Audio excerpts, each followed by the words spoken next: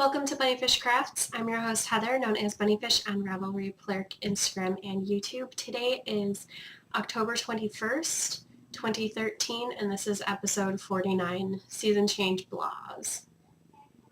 Grab some sticks and string and come sit with me. I'm sure you can tell that I sound amazing right now.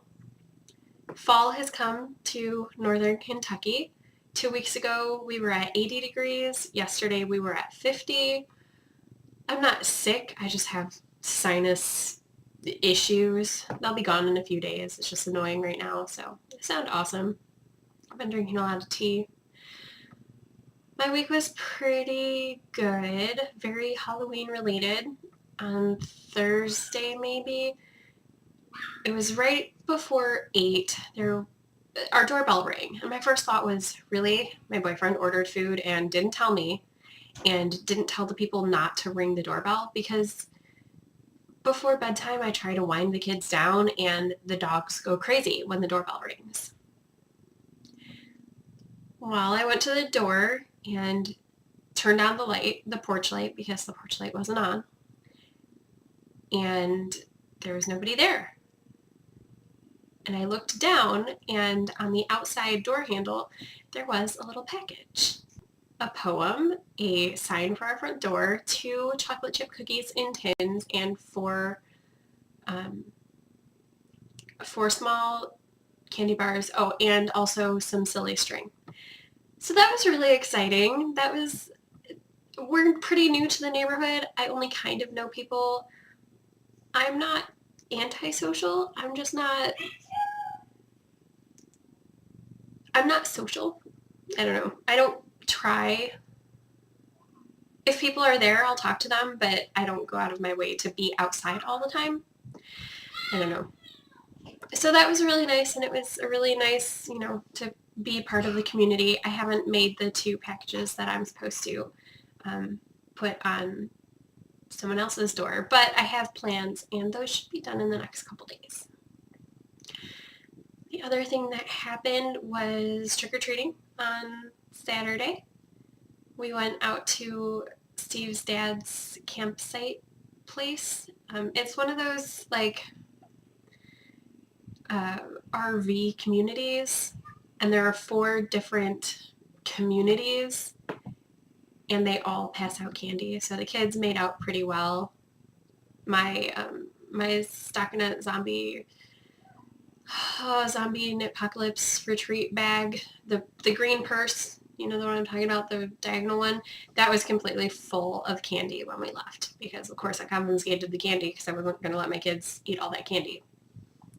But it was really fun. As I was saying, the fall temperatures have arrived because I have added a new color segment to my temperature socks. Thinking around here was the last time I showed you them, because this dark blue is the 60 degrees, and then it went back up to 70s and 80s for a while, and then it hit 60s, went back to 70s, and now this lighter blue color is this colorway, and that is the 50 to 59 degrees section. So they're coming along. I'm still working on them. They're not caught up with yesterday's temperature, but otherwise all caught up, and they fit well. Another knit along sort of thing coming to an end in 10 days is the hand spun sock knit along. There's still time. You don't have to spin the yarn right now for socks. If you have sock weight yarn in your stash that is hand spun and at least 200 yards, you could knit a pair of socks right now and put them in. Let's show you some FOs. First is a crafty one. This is what Gabriel was for Halloween, well, will be again. A red dragon. So it sits like this. There's a hat that goes inside, but the hat that was inside was not quite big enough, so I'm going to put a different hat in there. And he wears this, and then he has a red hoodie and red pants, and I have sparkly red fabric that I tacked to his shoulders and then to his wrists so that it flaps like wings. It went over really well. A lot of people thought that it was really, really cool. It felt, we were riding around in a golf cart because it's 4 different communities. That's pretty big, and it was 2 hours for trick-or-treating. So the golf cart cut out all of the walking between the communities, which could have easily taken an hour to get between all 4 with Mara because she's only 3 and has short legs compared to me. So the dragon fell off the golf cart a couple times. You can see got some dings that will be fixed before the kids go trick-or-treating on actual Halloween. That's Gabriel's costume, and Mara was a kitten. I took black eyeliner and drew whiskers on her face, which I really didn't think were going to stay there. I thought she was going to wipe them off right away, but she didn't. She left them. And then this hat, which fits her and not me, but you can get the idea. It's got the rectangular top, so you can press it in, and it's got little pointy cat ears, and I just made a really quick tail. I chained a length and then double crocheted back up it and sewed it to the back of some black pants that she has. Like 3 stitches so that I can take it off easily. And those were 2 of the things that I worked on this week. 2 whole costumes done. They went over really well. The kids loved them. It's the important thing, and everything came out of stash. Black acrylic for Mara's costumes. Gabriel's dragon is made out of a milk jug, some old newspapers, and paint that I had in my stash. Other finished objects. The crisscross dog sweater that I had started last week. This is how it turned out. The pattern is by Jamie Payne. I used Knit Picks Bravo worsted in the colorway Hunter and a US G6, which is 4.25 millimeter hook. So it's kind of lacy. It's got this really nice texture, zigzag texture to it. It was a pretty quick, easy knit. Oh my goodness. Okay, so this has a story. I totally forgot that this had a story.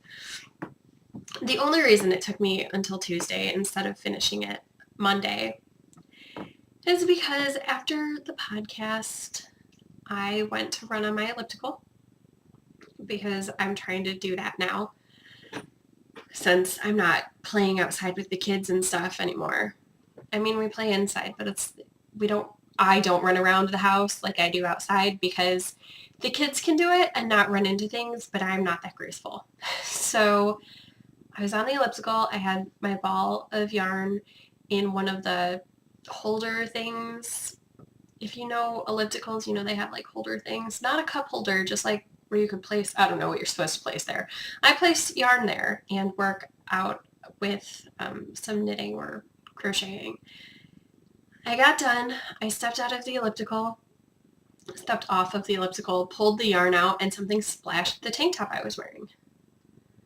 I was like, what is this? So I held it up to my nose and like sniffed it just a little bit, and I was like, oh, that is bleach. No. So this has one of these sides got bleach on it. Luckily it's acrylic and it suffered no ill effects. I threw it through the washing machine just to make sure that if it was going to change color it would. Nope, it's fine. The good thing is that I put the Knit Picks yarn in that side because the other yarn that I took to elliptical that day was this Dream Color Smooshie, which is not acrylic yarn. One of the compartments had bleach in it and the other didn't. Backtrack, I had been cleaning the bathrooms with bleach, which I hardly ever do. I hardly use the bleach spray, but I dyed my hair, I don't know, a couple weeks ago and hadn't gotten around to bleaching the dye stain off of the bathtub. So I was like, okay, I'll just do it.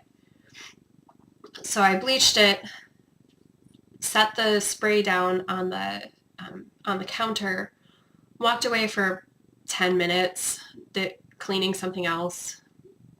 Mara sprayed the bleach spray all over the elliptical. The master bathroom doesn't have a door in between it and the master bedroom. It's huge open area, like the doorway is 6 feet wide. So I just thought the bleach smell that I was smelling while I was on the elliptical was coming from the bathroom, but it was actually coming from the elliptical. So Mara was coming from the bathroom, but it was actually coming from the elliptical. So Mara was fine. She didn't get it on herself. She just sprayed the elliptical and like wiped down what she could reach and couldn't reach inside the cup holder because she's too short for that. I don't think I normally let my 3-year-old play with bleach because I don't. She did that of her own volition. The sweater's fine though. It turns out great. I hope that the recipient enjoys it for his mom's dog. I enjoyed making it. Both of the dog sweaters that I made that were crochet were super fast, super easy. The instructions were well written. The knitting one also the same, but if you're looking to crochet a dog sweater, do it. It takes a day. Finished object that I started 2 weeks ago, didn't work on for the podcast at all last week, and then spent all day Wednesday or something, Tuesday, Wednesday, finishing. Well, between other projects, but instead of working on everything equally, I was like, I really want to make the alien. This is XQDH3 by Lisa Tomko. I made it using Knit Picks Felici in the colorway Afternoon and a US size C to 2.75 millimeter hook. I really wanted to find a size B hook, but when I went to the store to pick one up, I couldn't find one. So I just went with a 2.75. I think it turned out really great. Made it for my kids. The pattern's originally written for worsted weight, but I did it at a fingering weight because the Stockinette Zombies are having a fingering weight monster knit along, craft along for the month. So I made this one. I'm thinking about, look at how cute and little it is. It's adorable. I'm thinking about making another one of Lisa's designs by the end of the month, maybe, depending on how much I get done this week. It will be like, the deciding factor will be next Monday. If I have a lot of the stuff I wanted to get done this month done, then I will cast on a new toy from Lisa. But it's super cute. Changes to the pattern other than, different weight yarn. I didn't put on the antenna because it's for Gabriel. And there was a third leg, but I didn't do that either because I couldn't make it look not phallic. So 2 legs instead. I also put it together without seaming. So I made all 3 heads, the legs, the arms, and then instead of starting the body off with the circle like normal, I just attached it to the head, the middle head, and then did a couple rounds, attached the other 2 heads, did a few rounds, attached the arms, like crocheted through the arms, and then worked down to where I thought the legs should go and attached like that, and then finished it off. It's a really good pattern. I really enjoyed the way it turned out. Lisa approved of the changes and also the fingering weight yarn. I don't know how big this is supposed to be in real life, but it's supposed to be worsted weight, not fingering weight. I enjoyed it a lot though. It was a good crochet. Excuse me. I also finished the Hilltop Cloud Fiber in the colorway Swan. This was the BFL Alpaca, Firestar, and Bamboo. I got about 76 yards of a lace weight.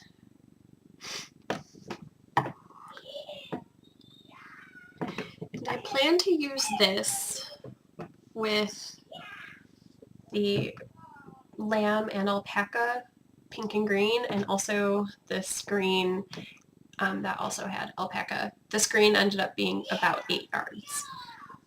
I'm thinking of doing a like a shawlette sort of thing and starting it from the top and starting with this small bit. We'll see though. No decisions completely made. other than those things that I finished, I worked on the 3 pairs of socks, but not much else. I did a round on the Nightingale. It was really rainy last week and it was difficult to see, so it wasn't working for me. I worked a little bit on the lap gan, but not much. Hopefully I'll work on both of those projects later this week. But, oh yeah, spoiler alert, mystery knit along for the Sock It To Me socks. Here we go, I'm going to talk about it. This pattern is by Meltran Design, and this is what the leg looks like, the leg and the top of the foot. I made it through the first pattern repeat of the foot, which got me through the gusset and a little bit further. I think I need to do one more full pattern repeat, and then there's an instruction for the pattern repeat right before you start the toe. So 2 more pattern repeats and I should be ready for the toe, which comes out tomorrow. I didn't really work on these this week, but I should be able to get to the toe today. I'm planning on working on these mostly today because after I record, I'm planning to edit and go watch movies with the kids today. Because I have to take frequent breaks from recording because I can't breathe well enough to talk for a whole segment. I'm using US size 1 2.25 millimeter needles and Red Heart Stardust in the colorway purple. And this yarn is Living in a Haley bag. I don't usually use project bags, but I really like the Haley bag for that. And the Wrigley socks, which I had cast on last week, but not done more than like half of a round, is also in my little project bag. I'm using Knit Picks Simple Stripes, no colorway name. It is white, a light blue-gray color, and a dark blue-gray color. This is what it looks like. And I'll try to put it on my hand to show you the pattern a little bit. Did I say these are the Wrigley socks by Sarah Bueller? I can't even remember. But that's what they are. And I would be done with the leg right now. Except I cast on. And I started the ribbing late at night. And the ribbing is just knit 2, purl 2, but it's offset. And I was like, oh, I'll remember that. So I picked it up the next day, just went around, did the ribbing, got to the end of the ribbing, started the pattern. Got 2 repeats in, looked at it, and I was like, that's kind of ugly. I can't imagine that a pattern designer would design it to be ugly. So I went back and read the pattern, and no, I had forgotten that I had taken the offset and not offset the pattern. So I had to rip out 2 repeats. When this is 2 repeats longer, I get to start the heel, so I'm a little annoyed with myself for that, but now I know, and this should fly by. It's really easy. I would be further too, except, I've had this going on and put me in a funk where I didn't really want to work on anything, which is why Mara's socks are really, really small. This is where I was last week. This line right here. So that is what I did this week. I did a day on the elliptical without a purl, and then I added purls in. This is worked on a US 1, 2.25 millimeters. It's just a basic tube sock sort of deal that I'm making for Mara for Christmas. I'm not putting in a heel because she is 3 and her feet are going to grow. And I would like these to last her more than a season. Because I put on the socks that I made her in January, and they're too small. The heel is like, I don't know, a 1/4 of an inch down her foot from where it should be. So tube socks it is. This is Dreaming Color Smushy in a colorway I don't know. And the pink sparkle is Fiber Nymph Bedazzle in a colorway I don't know because I got the yarn 26 of 1 and 27 grams of the other from a friend for my sock yarn blanket, and I put squares in my sock yarn blanket, but I was like, oh, it's too pretty to just keep using in my sock yarn blanket. Well, and it's also really pink. It's pretty, but it's really pink, and not pretty for me, pretty for Mara. Speaking of putting squares in sock yarn blanket, so here's the Fiber Nymph Bedazzle square. And here are the other squares that I did this week. These are all yarn from Haley. So that set and this set. I worked a lot on my sock yarn blanket because it was really mindless and I just was feeling blah last week. There was a lot of rain, which rain doesn't make me blah, but it was dark and I knew that the season change was coming, so even though I didn't have the sinus stuff going on, I knew it was coming, and I was like, I just want to work on my sock yarn blanket, so that's what I did. It's coming along beautifully. I have enough Haley yarn to do another week plus, or I might just do it all this week if I'm feeling really blah still. It's really nice outside today though. There's sunshine. So I will not be working on my sock yarn blanket today. But I have 11 colors, I think. So if all I do is work on my sock yarn blanket, then I'll get through those 11 colors. If I only do the minimum that I set for myself, which is 7 squares a week, then I will have some more next week. I got something new in the mail last week. It was really exciting.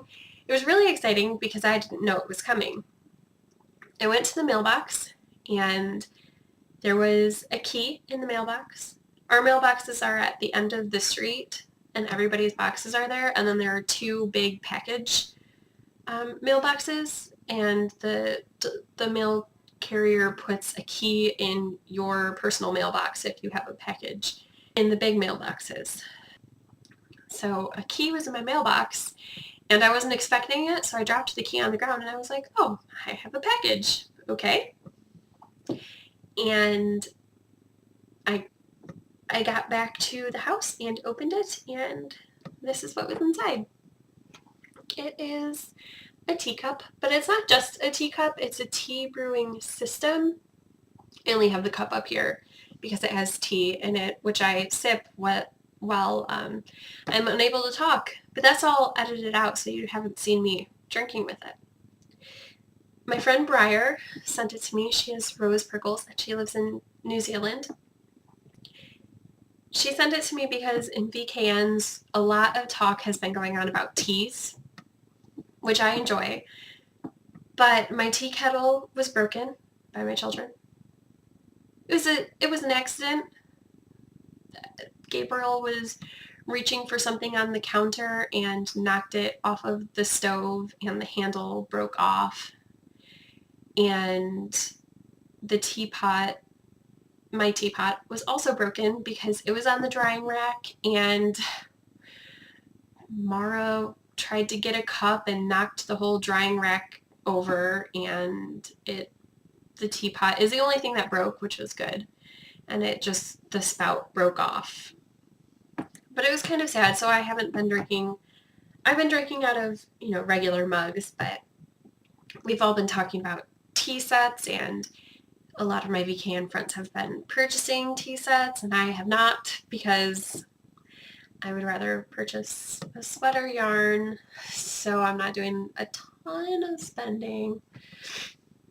So she sent this to me, and I love it. Just look at how beautiful that is. The greens with the birds. I'm not a bird person. Like I don't naturally gravitate toward bird things, but I'm not against birds either. So I do love the green though. And the birds are pretty and the flowers are pretty. I like it a lot. And it's double insulated, so it keeps my tea really warm. It has a little basket to hold loose tea for brewing, and it has a lid to keep it all warm. But the lid and the basket are downstairs because I didn't need them for recording. Still reading Motherhood and Bondage. I've gotten to a really interesting part, which is men writing in asking for birth control for their women, because They don't want their women to die from carrying children, or they don't want more children because their house has reached, critical mass for how much they can afford. It's really interesting reading the male perspective on birth control. And I'm really, really enjoying this section. So this section will probably go by pretty quickly for me. I hope to start reading Ender's Game, which I believe is by Orson Scott Card, but I could be totally wrong. It's being made into a movie. Steve saw commercials for it, and I was like, oh, that's a book that I want to read. And he was like, well, let's get the book. So we got the book. I'll hopefully be reading that this week and tell you about it, but, we'll see. I'm not making many plans for this week because today, which is the start of my week, I feel like blah. I'm sure tomorrow I'll feel fine, and all of these things that I think I want to accomplish will seem much more doable, but today, all that really seems doable is crawling in my bed and watching movies with the kids and drinking tea. The 3 things this week are all things that you could win. I am on episode 49, which means that my podiversary is coming up because I don't think that I've missed a week recording. I recall that I couldn't post for some weeks, but I still recorded. And I think I'm actually ahead of schedule because Amanda visited that one time and we did the midnight episode. Anyway, my first episode was posted on November 19th last year. So on November 18th this year, I am going to have the podiversary episode. In the tradition of many podcasters, I would like to have a little bit of a celebration. So I'm going to have prizes. And the way to get prizes is to post in a chatter thread, which I don't know as it's going to be called now. I'm going to post it at the same time I post this episode. And it will be about the podcast, how to make it better, what you would like to see more of, what you would like to see less of, if you think I should change around segments, because I do this so I can talk to you guys about what's going on. If you guys don't want to hear about what I'm reading, I won't talk about what I'm reading.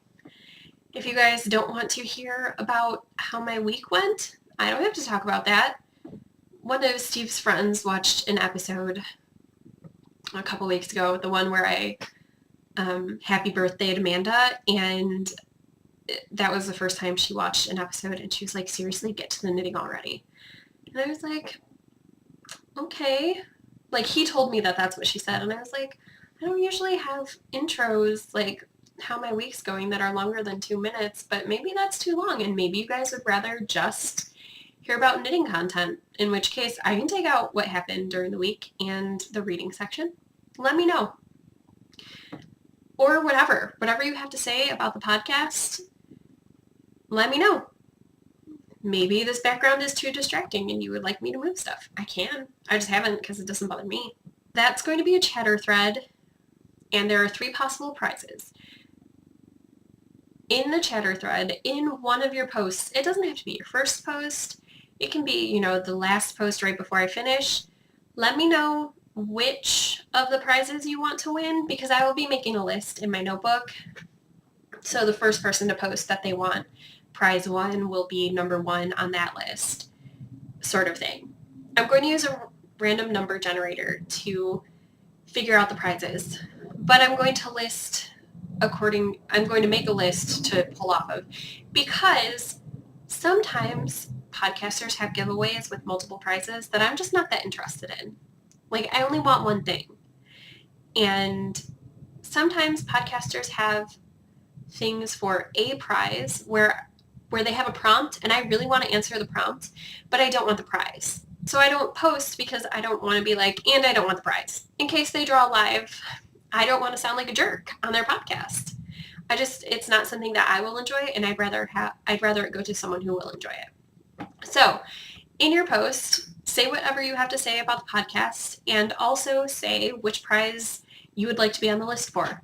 And I will post back that you're on the list and probably what number you are on the list, and we'll go from there. Now that I've gone on and on about these prizes, I'm sure you want to hear what the prizes are. So one prize will be this skein of hand spun, not hand spun by me. It's teal, and it is 60% merino, 40% tencel. Average wrap per inch is 8. It's 1.2 ounces and 36 yards. It's hand spun yarn by Laura. I don't know who Laura is. I got this in a package with other yarns that someone was just giving away. She had a really big stash and had to downsize her stash because she had family moving in. So she was trading yarn for yarn stories. I sent her a yarn story and she sent me back a lot of really nice yarns, all from indie dyers, all from Etsy sellers is what she was getting rid of. She was getting rid of all of the Etsy sellers because sometimes you buy things and they sit around and stash for a while and you're like, I don't know if I still love that. So this came from her. I'll post a picture in the thread so you can see it. The second prize will be mini skeins, sock yarn mini skeins. If you're not making a sock yarn mini skein blanket, this probably will be interesting to you, which is why I made it optional for you to opt into what you want.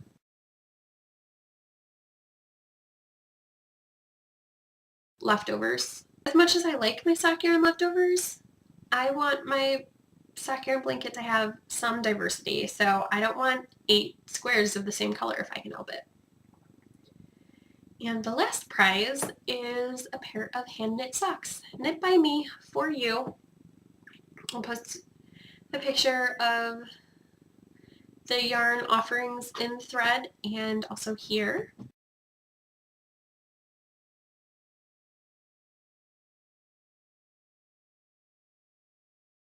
If you win that, we will discuss pattern options, etc., etc. So those are the 3 prizes. All the rules will be in the thread. I hope you made something fantastic with your sticks and string, and I will see you next week. Bye!